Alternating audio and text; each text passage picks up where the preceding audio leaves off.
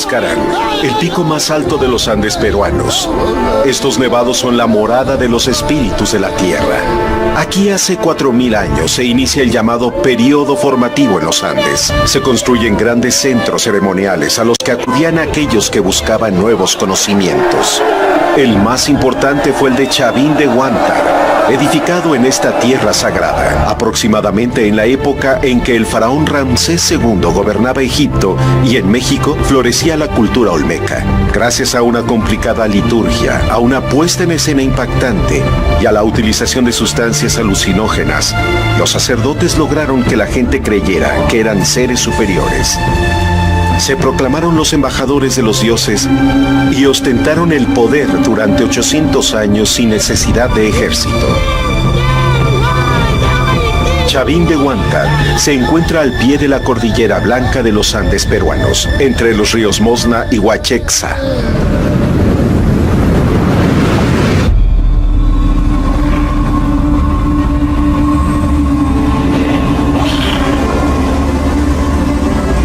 Chavín de Huántar, la Roma de los Andes.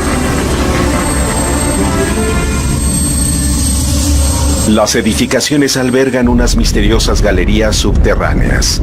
En la oscuridad de estos corredores de piedra, los sacerdotes desarrollaban gran parte del drama litúrgico.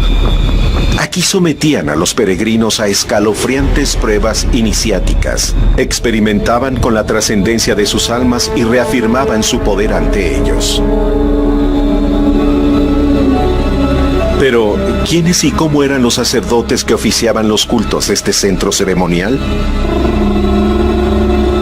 En las estelas líticas o de piedra encontradas en Chavín, los vemos representados como seres humanos transformados, con grandes colmillos, serpientes en la cabeza y garras en los dedos de manos y pies. Su aspecto ritual era imponente.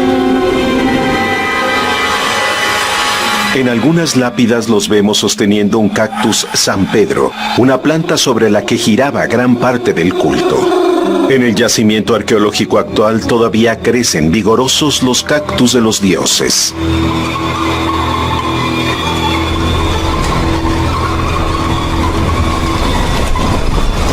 El cactus San Pedro tenía un carácter sagrado. Era una planta creada por los dioses. Los hombres que ingerían su jugo encontraban el camino cósmico que llegaba hasta ellos. Los sacerdotes realizaban el ritual de la preparación del San Pedro. Estaban considerados como seres superiores porque trascendían al otro mundo y traían las noticias de los dioses.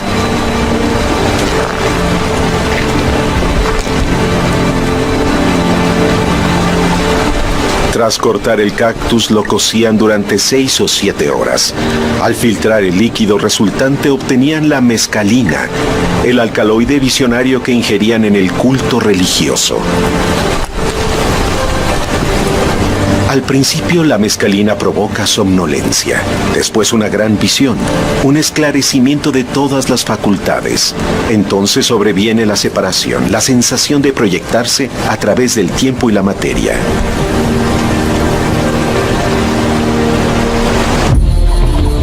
Periódicamente algunos grupos selváticos del Amazonas llegaban hasta el templo guiados por los miembros del culto.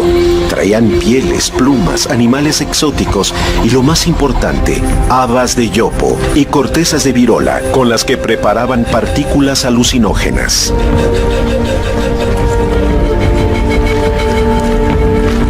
Desde que los peregrinos llegaban al templo, los acólitos y ayudantes les guiaban en todo momento. Algunas galerías tienen diferentes niveles.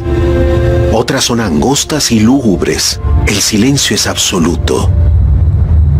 Los enormes muros de roca las aíslan del exterior. Un estrecho pasillo conduce hasta la más importante de todas, la Cámara de Lanzón, un monolito de granito blanco de unos 4 metros de altura que representa a un ser extraordinario. Muchos creen que el Lanzón representa a un dios antropomorfizado. Pero pienso que es igual de probable, o quizá más probable, que de hecho representa a una persona que ha sido transformada por la incorporación de los elementos y animales feroces. Esto se conformaría estrechamente a la idea en Chavin de que hay ciertos humanos que tienen acceso directo al poder y a los dioses. El naturalista italiano Antonio Raimondi fue el primer científico europeo que exploró los restos arqueológicos de Chavin de Huanta. Llegó hacia 1860 y quedó fascinado. El monumento estaba semienterrado y en muy malas condiciones, pero pudo penetrar en algunos pasadizos subterráneos. Cuando la tenue luz de su antorcha iluminó los rasgos felinos del insólito lanzón, se dio cuenta de lo importante que debió ser esa estancia en su época.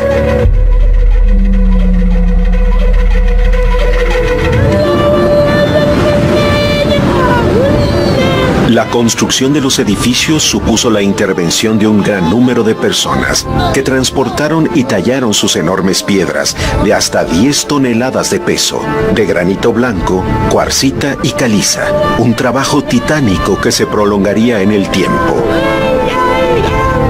La construcción se realizó por sucesivas ampliaciones. Son estructuras piramidales truncadas en forma de U y plazas hundidas rectangulares y circulares. Construían a partir de un relleno sólido compuesto por arcilla y pedruscos al que adjuntaban los muros de piedra tallada. Levantaban las paredes con grandes piedras rodeadas de otras mucho más pequeñas y planas para ganar estabilidad. Las unían con una argamasa de arcilla y cascajos planos y puntiagudos que no mermaba cuando se secaba. Hay pequeñas ventanas que comunican las galerías entre sí, enfrentadas a conductos de ventilación que llegan hasta el exterior. La galería más ancha es la llamada de doble ménsula. Gracias a la sustentación del techo sobre dos grandes piedras, el corredor podía ser más amplio.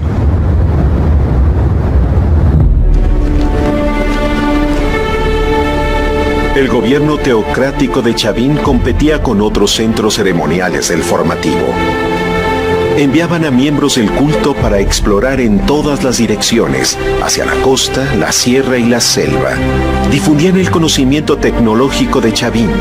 Recopilaban datos geográficos de las regiones que atravesaban e información de sus habitantes, sus costumbres, sus riquezas y sus formas de subsistencia.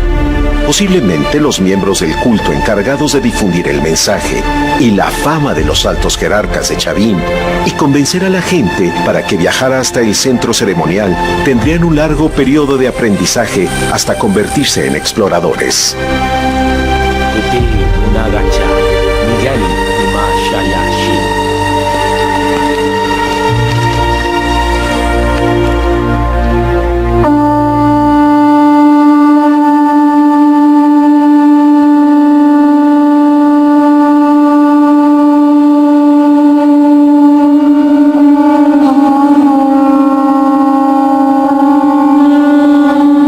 Los sacerdotes se presentaban periódicamente ante los peregrinos que habían llegado a la plaza mayor del templo. Iban ataviados con los ornamentos que los distinguían como seres extraordinarios. Era una estudiada puesta en escena para causar el mayor impacto posible. Más tarde, bajo los efectos de las sustancias visionarias que ingerían, los peregrinos se sometían al control de los miembros del culto, que en todo momento conducían e inducían sus visiones. Cada galería tiene un diseño propio. Probablemente en cada una se llevaría a cabo un nivel diferente de iniciación. La última etapa sería la llegada a la cripta del Lanzón. Bajo los efectos de los cócteles alucinógenos que habían ingerido, los peregrinos experimentaban sus primeros vuelos psicodélicos inducidos por los efectos sonoros, olfativos y luminosos a los que les sometían para estimular sus visiones. Los sacerdotes vigilaban constantemente y manipulaban sus estados de conciencia alterada. Lo que han visto aquí es una reconstrucción de algo que creemos que ocurrió en verdad. La iniciación, o al menos las primeras etapas de iniciación, de los nuevos miembros del culto de Chavin. No podemos estar seguros de los detalles porque las pruebas arqueológicas no lo permiten. Pero de lo que sí estamos seguros es de que estos espacios, estas galerías en Chavín, fueron el lugar donde estas transiciones ocurrieron, donde las personas ajenas al culto fueron integradas en las creencias y los privilegios de ese culto, y se convirtieron en miembros, y con el tiempo en sacerdotes de un poder considerable basado en el culto. El obelisco Tello es una de las piezas más importantes halladas en Chavín. La encontró el agricultor Trinidad Alfaro en 1907. Fue bautizada con el apellido de Julio César Tello por ser el primer arqueólogo que la estudió. Mide 2,5 metros de altura por 32 centímetros de ancho. Esculpida en sus 4 caras, representa 2 dragones, uno hembra y otro macho. Tienen cabeza de cocodrilo. El obelisco también presenta imágenes de hombres, animales terrestres y marinos, aves y plantas. Mi hipótesis es que el obelisco Tello está representando un personaje Liviac.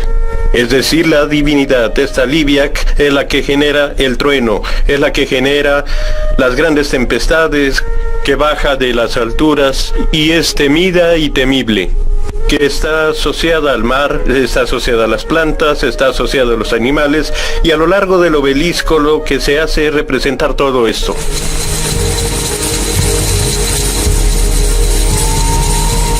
En 1919, Julio César Tello, médico y antropólogo peruano, realizó las primeras excavaciones científicas en el sitio de Chavín. Desenterró gran parte del monumento y recuperó 42 cabezas clavas. Tan solo 3 de ellas se mantenían empotradas en los muros. Actualmente solo queda una en su lugar de origen. Se les llama cabezas clavas por tener una espiga en la parte posterior que servía para fijarla en los muros a manera de clavos. Son zoomorfas, seres humanos transformados. Reforzaban la majestuosa arquitectura que los sacerdotes querían que ostentara el centro ceremonial. Estaban colocadas en fila horizontal en la parte superior de los edificios. Hemos llegado a un punto en el cual sabemos que Chavín no se expandió como un estado que es lo que es. Se suponía antes que había una expansión desde Chavín a la conquista de los pueblos que vivían en las vecindades. E incluso el propio Tello lanzó la hipótesis de que podían haber ido a muchísimos más territorios grandes. Ahora sabemos que esto no fue así. Sin embargo, la hipótesis de que era el punto de partida civilizatorio sí tiene sentido. Uno de los argumentos precisamente es el haber definido claramente que a Chavín, como ocurría en Roma o como ocurría con Jerusalén, convergía gente de todos los países, de todas las naciones que existían en ese tiempo en el mundo civilizado andino. Se iba a buscar predicciones y por lo tanto, llegados allí, llevaban a su pueblo las noticias de los dioses, las noticias de las costumbres de ese lugar sagrado a donde se llegaba a visitar. Es posible que hubiese especialistas dedicados a la predicción, basados en el movimiento de los astros. Aquí, en la época seca, a más de 3,000 metros de altitud, la atmósfera es nítida. La visión de la bóveda celeste del hemisferio sur es sobrecogedora. El oráculo era de gran importancia en el culto de Chavín. Los líderes de otras poblaciones y la gente privilegiada acudía al centro ceremonial para realizar sus consultas. Esta recreación nos muestra cómo podrían haber sido las ceremonias de adivinación. Tras la ingestión del cactus de los dioses, la médium entraba en contacto con el mundo de lo ultrasensible, donde los sentidos se agudizan y emerge la clarividencia y la intuición. Para estas sociedades antiguas, la dimensión sobrenatural y la mortal estaban íntimamente ligadas, al igual que el mundo de los vivos y el de los muertos.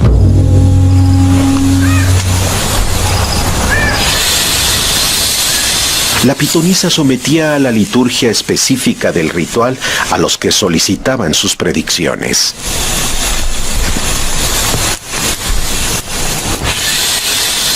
Posiblemente, en estas ceremonias de oráculo en Chavin, utilizaban algunos de sus animales totémicos como las serpientes.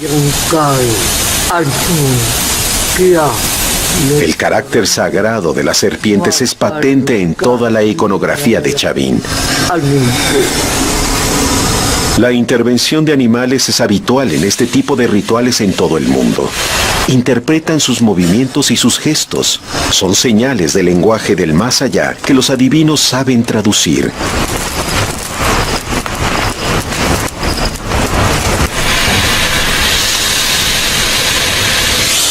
Todos seguían con detalle los gestos de la pitonisa. Su lenguaje manual de símbolos descifraba lo que querían comunicar los espíritus a través de los movimientos que realizaban los reptiles.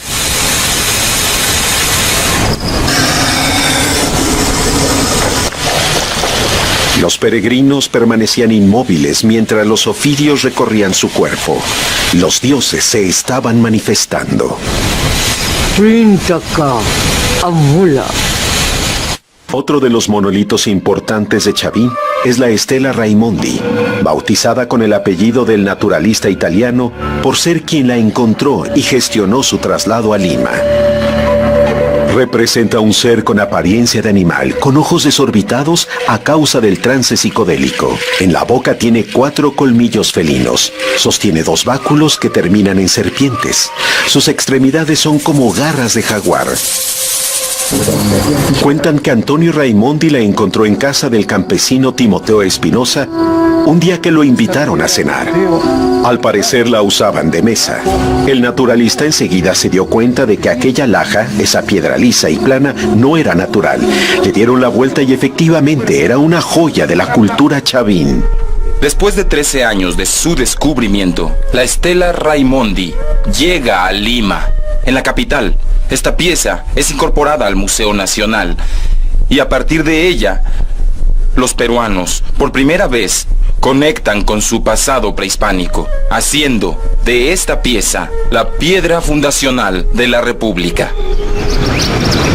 Con la aparición de centros ceremoniales del período formativo, las sociedades hasta entonces igualitarias del arcaico, en las que había una escasa división social, se jerarquizan de forma más pronunciada. Surge una clase dominante de sacerdotes y especialistas y comienza la desigualdad.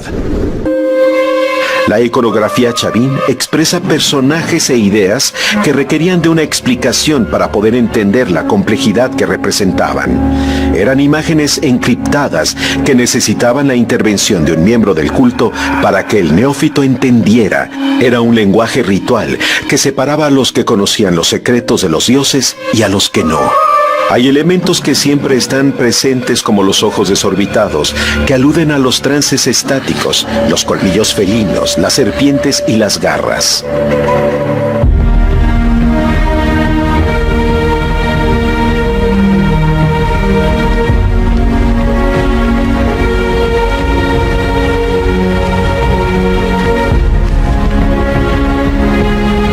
Atraídos por la propaganda de los emisarios de Chavin, la gente iniciaba el largo viaje hasta el centro ceremonial. Desde la costa desértica al oeste de la cordillera de los Andes, algunos líderes de pequeñas comunidades iniciaban el peregrinaje para consultar al gran oráculo de las montañas sagradas.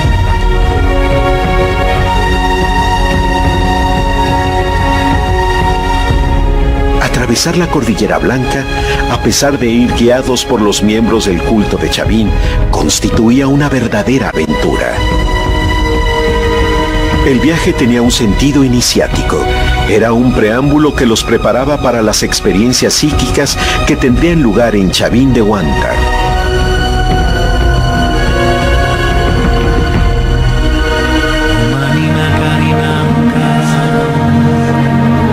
En lugares determinados como al pie de los altos nevados, realizaban pagos a la tierra. Los chavinos les enseñaban a ofrendar a los poderosos apus de las nieves para conseguir su protección.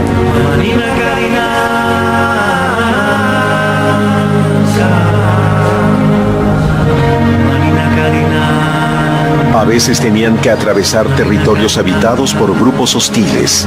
La rapidez y agilidad para franquearlos sin ser vistos era el mejor recurso que tenían para evitar encuentros peligrosos.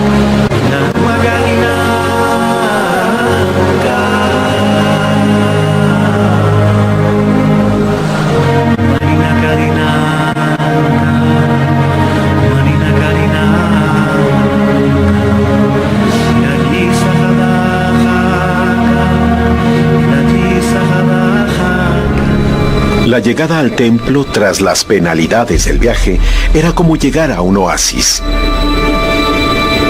Los altos jerarcas, los miembros del templo y el culto de Chavín se nutrían gracias a las ofrendas que entregaban los peregrinos.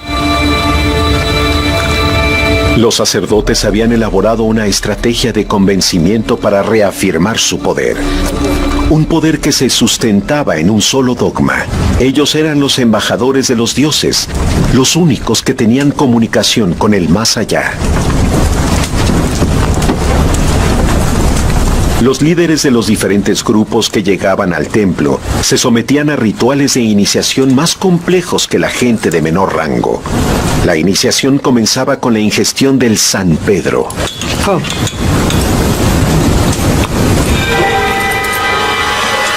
Es probable que lo bebieran en conchas de Spondylus, que procedían del sur de Ecuador, y las consideraban sagradas.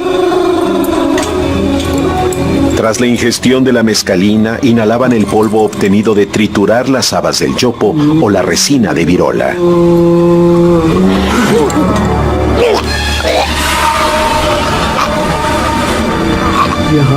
El ardor que provocaba la harina alucinógena en el interior de la mucosa nasal era terrible.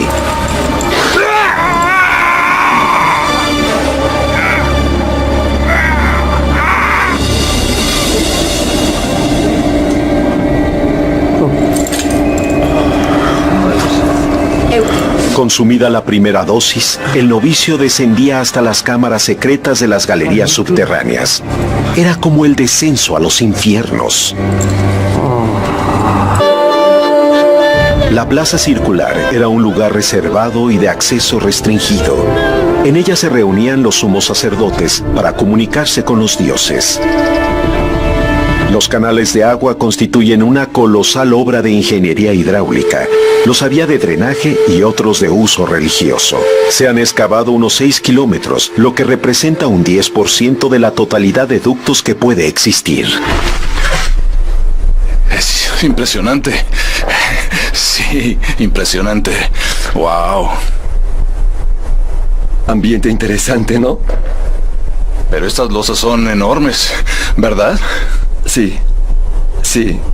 Y es bueno porque hay como 7 metros de edificio encima de nosotros. Sí, ahora mismo. Así es, hay una sobrecarga aquí fuerte.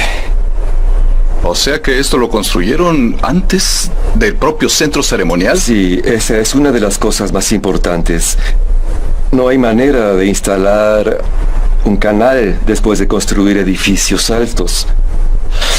De hecho, tenía que haber estado aquí antes de esta construcción.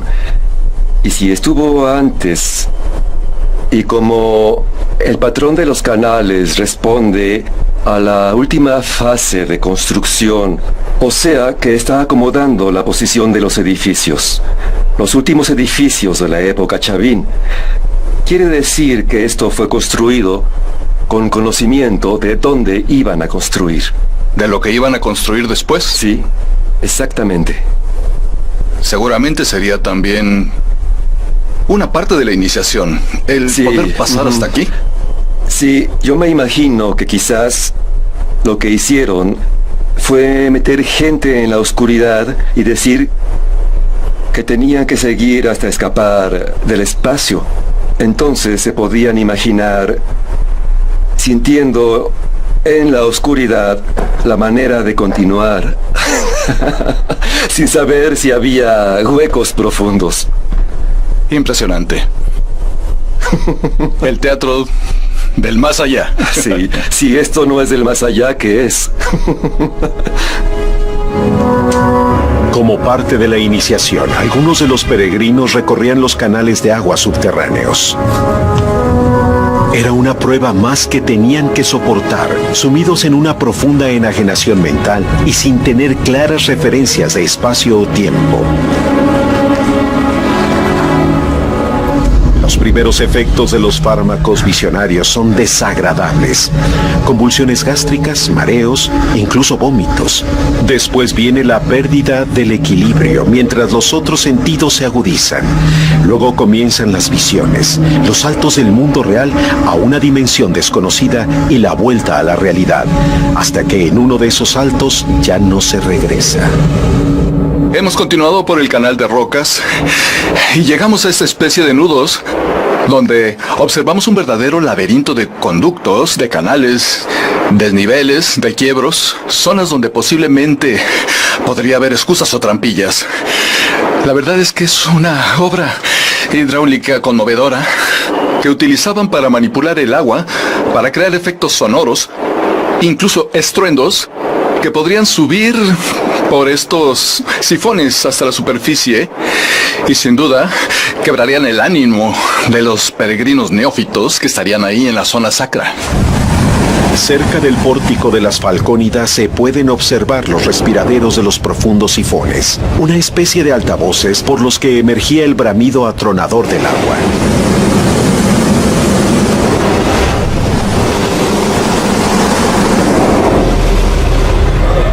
Con las facultades sensoriales profundamente afectadas, el sonido se amplificaba hasta hacerse insoportable.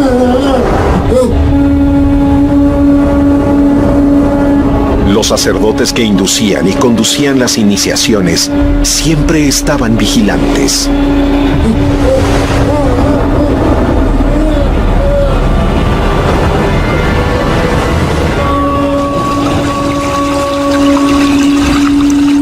El culto al agua es patente en Chavín. Regularmente realizaban sacrificios de cerámica en los canales interiores del templo.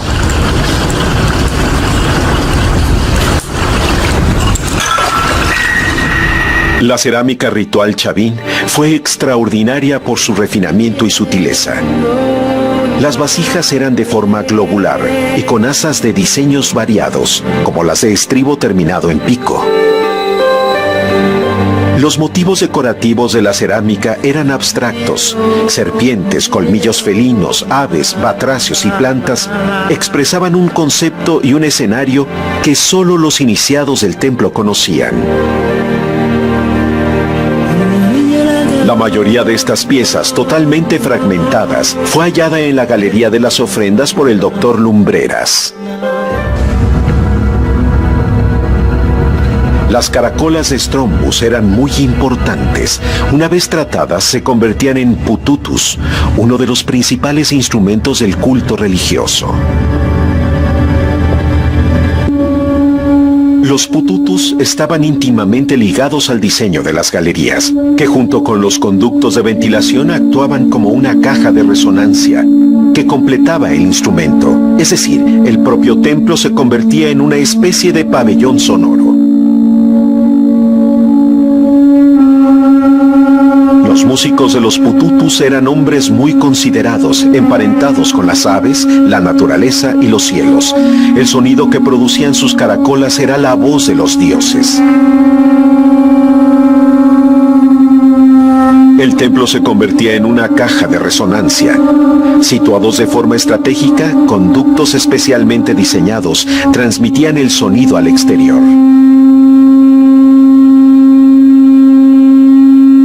Los estudios de arqueoacústica realizados en el interior de las galerías han demostrado que las diversas formas en las que se transmite el sonido no son casuales. Son el resultado de un estudiado diseño arquitectónico que altera la difusión del sonido, la resonancia y el nivel acústico. ¿Este ducto da exactamente o daba la luz? ¿E incidía directamente en el lanzón? Sí. Es bien claro que este ducto tiene funciones múltiples. Entonces había una luz reflejada desde afuera, tal y como podemos hacer con esta linterna. La verdad es que da directamente a la boca del lanzón. Exactamente. Cubre del mentón hasta la frente. Y además por aquí también saldría el sonido, ¿no? Sí, esa es otra posibilidad, porque los estudios de arqueoacústica han indicado que este ducto es un filtro. Elimina todas las frecuencias que no estén cerca de la frecuencia nativa del pututu. Y la frecuencia nativa del pututu está amplificada por esto. O sea que quiere decir que solamente el sonido, la nota que emite el pututu, es la que se transmite hacia afuera. Sí, y afuera, en este caso, es la plaza circular. Entonces, un pututu que se tocaba en la galería del Lanzón podía ser escuchado en la plaza circular. Esto sería el punto si Lanzón hablaba y usaban un pututu para hacerlo hablar. La gente en este lugar alejado hubiera escuchado que Lanzón estaba dando un mensaje. Es impresionante porque realmente está a la misma altura, ¿no? Sí. De la boca. Sí, la boca está alineada exactamente con el ducto, con el pututu y su nota principal, que es esta.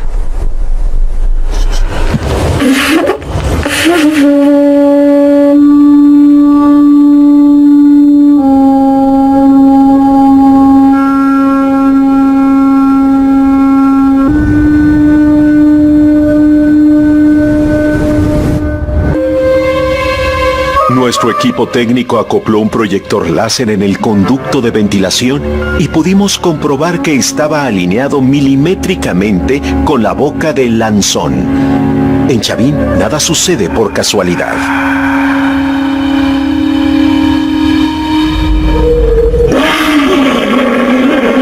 Los músicos del templo podían imitar el rugido del jaguar con sus pututus.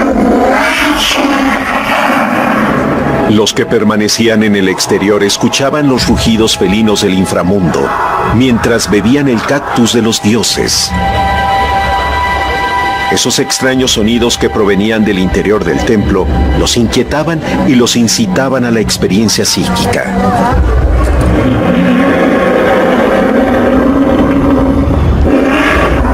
Gracias a las sustancias alucinógenas que ingerían y a la sobrecogedora representación litúrgica que ponían en acción los sacerdotes, no era necesaria la fe. Intuían y escuchaban la voz de los dioses. Era evidente su presencia.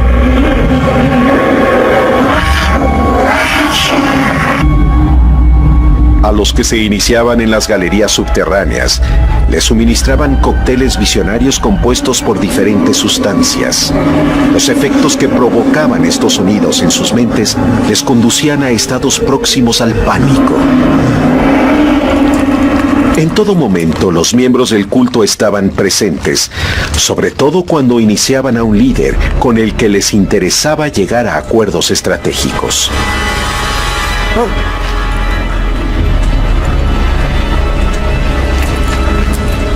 Seguramente las dosis que le suministraban serían mayores que las ingeridas por personas de menor rango.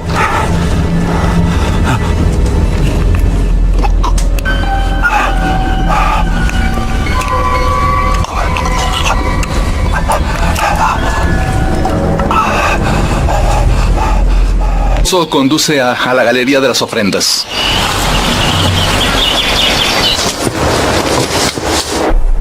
En 1966, el Dr. Luis Lumbreras protagonizó uno de los más importantes descubrimientos que se han realizado aquí en Chavín de Huántar. En estas oscuras galerías, encontró más de 800 piezas de cerámica y otras ofrendas. Pero también descubrió huesos de animales junto a huesos humanos. El posterior análisis forense arrojó una sorprendente conclusión. Esos huesos humanos eran el resultado de la ingestión de carne humana. Aquí arriba, se había realizado un gran banquete caníbal. Nosotros separamos la cerámica de la piedra y de los huesos. Y al hacer el examen de los huesos, lo que yo hice fue entregar todo este conjunto a una arqueozoóloga.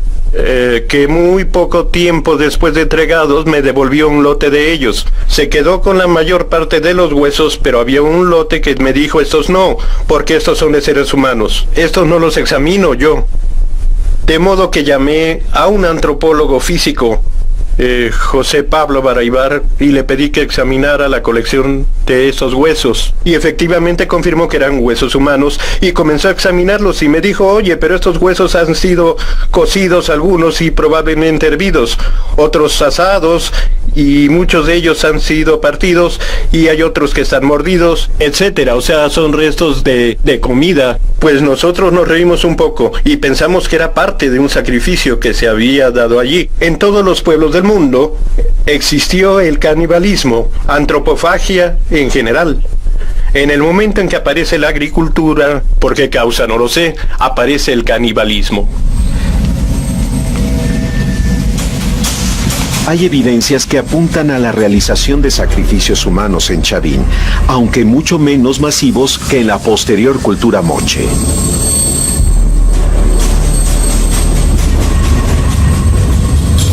La mayoría de los pueblos antiguos tuvo un terror universal a la impureza y un correlativo deseo universal a la purificación ritual. La idea de la enfermedad y las desgracias como castigo divino fue una creencia común en todo el mundo. La víctima sacrificada expiaba las culpas de la comunidad y mantenía sosegados a los dioses. Quizá Chavín marque la diferencia entre los chamanes tradicionales y los nuevos sacerdotes. En las excursiones mágicas, el chamán viajaba a planos sobrenaturales en los que podía luchar contra espíritus y dioses adversos, absorber la impureza ajena y regresar con remedios. Los antiguos sacerdotes, quizá con un poder más desarrollado, ofrendaban la sangre del sacrificio a los dioses y conseguían la catarsis de la comunidad.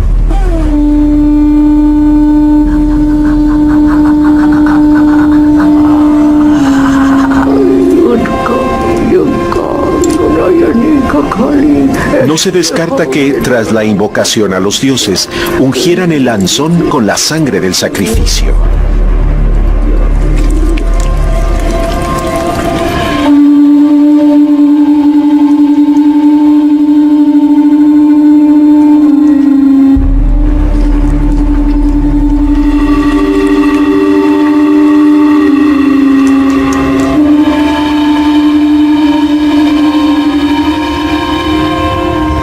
En el proceso de iniciación, alternaban los momentos de sosiego con los de tensión. Posiblemente utilizaban inciensos para crear una atmósfera relajante. Mediante la colocación en el exterior de espejos de antracita, de los que se han encontrado muchos en las excavaciones de los ductos, reflejaban la luz solar hacia el interior, creando efectos luminosos. El estado permanente de conciencia alterada en el que mantenían a los que se iniciaban permitía a los sacerdotes manipularlos a su antojo. Dosificaban los efectos sonoros, olfativos y luminosos para provocarles una profunda demencia. En cada momento del proceso de iniciación controlaban el sonido que querían producir. A veces un tranquilo y armonioso murmullo. Otras un bufido ensordecedor que mezclado con los pututus provocaba el sobresalto de los que se iniciaban y el paso del sosiego a la tensión.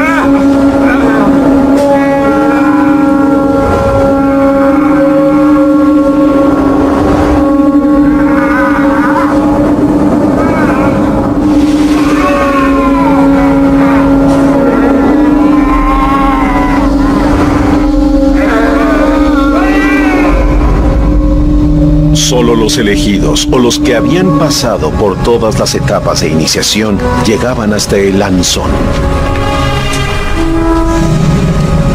Podían ser familiares de los sacerdotes que ostentaban el poder o líderes a los que interesaba distinguir. Todavía en estado de embriaguez psicodélica, los acólitos del templo conducían a los elegidos hasta la cripta del lanzón.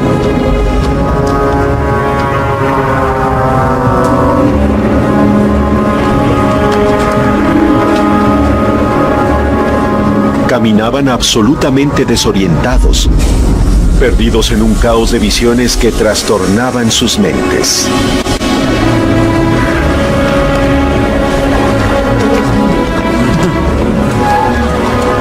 No sabían que estaban llegando al final de la prueba. Estaban a punto de renacer, de quedar marcados para toda su existencia.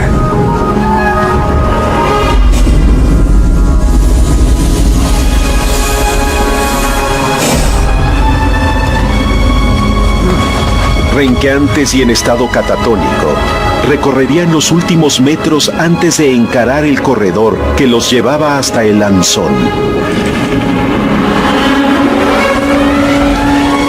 La última prueba, la definitiva, presentarse solos ante la terrorífica figura del Lanzón, investirse con su fuerza.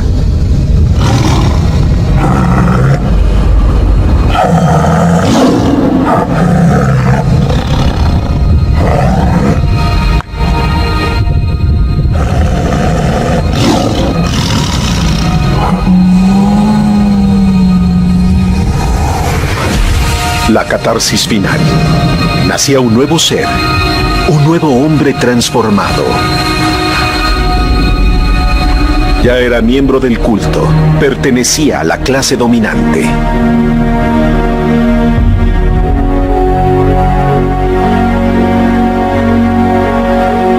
En la gran plaza de Chavín de Huántar, los peregrinos estarían expectantes ante la llegada de los que habían visto a Lanzón. Serían presentados públicamente para reafirmar su dignidad.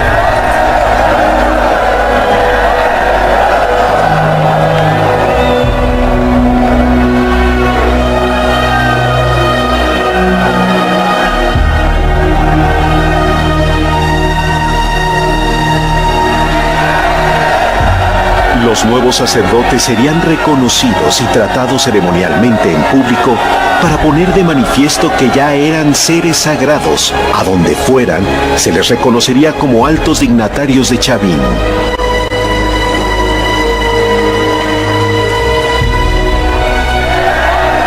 Desde la noche de los tiempos, cuando el hombre miró por primera vez el firmamento e intuyó la existencia de lo divino o de una inteligencia superior, surgieron los que se adueñaron de las llaves del más allá y comenzaron a someter el ánimo de sus semejantes.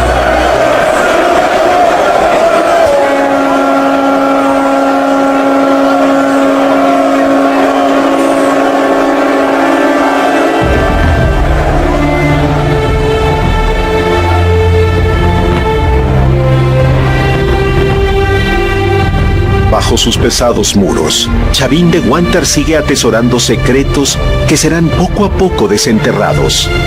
Todavía no se ha descubierto algún contexto funerario que aporte luz a su enigmática historia. Sin duda, los hallazgos arqueológicos venideros volverán a sorprender al mundo.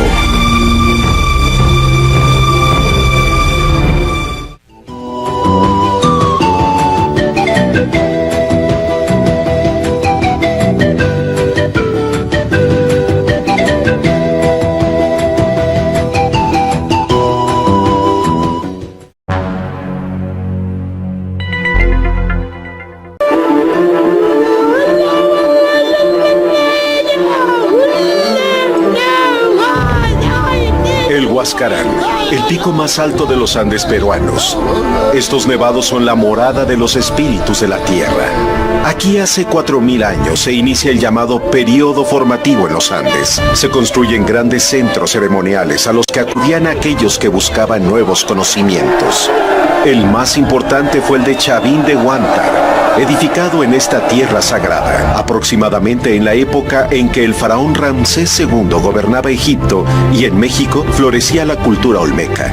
Gracias a una complicada liturgia, a una puesta en escena impactante y a la utilización de sustancias alucinógenas, los sacerdotes lograron que la gente creyera que eran seres superiores. Se proclamaron los embajadores de los dioses y ostentaron el poder durante 800 años sin necesidad de ejército. Chavín de Huántar se encuentra al pie de la cordillera blanca de los Andes peruanos, entre los ríos Mosna y Huachexa.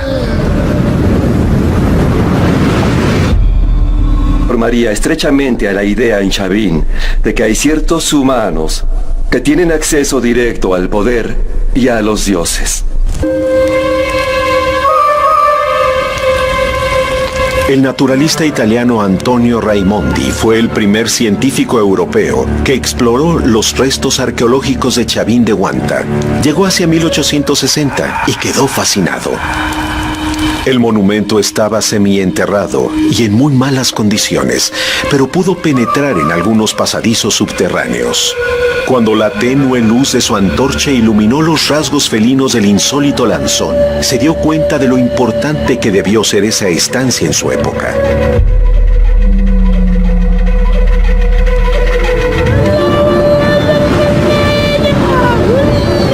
La construcción de los edificios supuso la intervención de un gran número de personas que transportaron y tallaron sus enormes piedras de hasta 10 toneladas de peso, de granito blanco, cuarcita y caliza, un trabajo titánico que se prolongaría en el tiempo.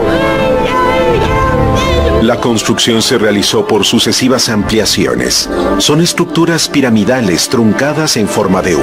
Todavía crecen vigorosos los cactus de los dioses.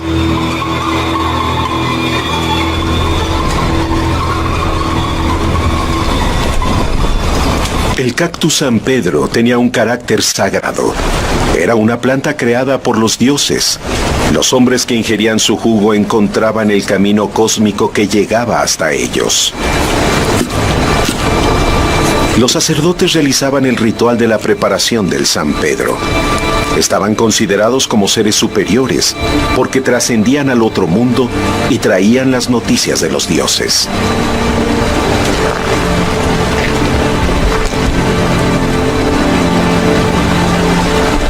Tras cortar el cactus, lo cocían durante 6 o 7 horas. Al filtrar el líquido resultante obtenían la mescalina, el alcaloide visionario que ingerían en el culto religioso. Al principio la mescalina provoca somnolencia, después una gran visión, un esclarecimiento de todas las facultades. Entonces sobreviene la separación, la sensación de proyectarse a través del tiempo y la materia.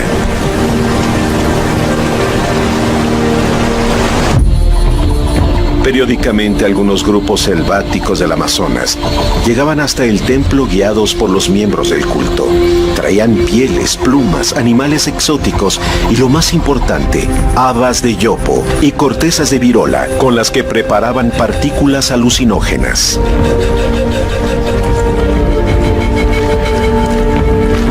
Desde que los peregrinos llegaban al templo, los acólitos y ayudantes les guiaban en todo momento. Algunas galerías tienen diferentes niveles. Otras son angostas y lúgubres. El silencio es absoluto. Los enormes muros de roca las aíslan del exterior. Un estrecho pasillo conduce hasta la más importante de todas, la Cámara del Lanzón, un monolito de granito blanco de unos 4 metros de altura que representa a un ser extraordinario. Muchos creen que el Lanzón representa a un dios antropomorfizado. Pero pienso que es igual de probable, o quizá más probable, que de hecho representa a una persona que ha sido transformada por la incorporación de los elementos y animales feroces. Esto se conforma.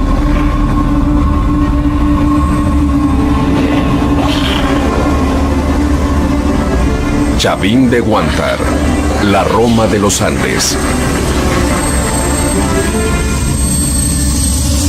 Las edificaciones albergan unas misteriosas galerías subterráneas. En la oscuridad de estos corredores de piedra, los sacerdotes desarrollaban gran parte del drama litúrgico. Aquí sometían a los peregrinos a escalofriantes pruebas iniciáticas. Experimentaban con la trascendencia de sus almas y reafirmaban su poder ante ellos. Pero, ¿quiénes y cómo eran los sacerdotes que oficiaban los cultos de este centro ceremonial? En las estelas líticas o de piedra encontradas en Chavin, los vemos representados como seres humanos transformados, con grandes colmillos, serpientes en la cabeza y garras en los dedos de manos y pies. Su aspecto ritual era imponente. En algunas lápidas los vemos sosteniendo un cactus San Pedro, una planta sobre la que giraba gran parte del culto. En el yacimiento arqueológico actual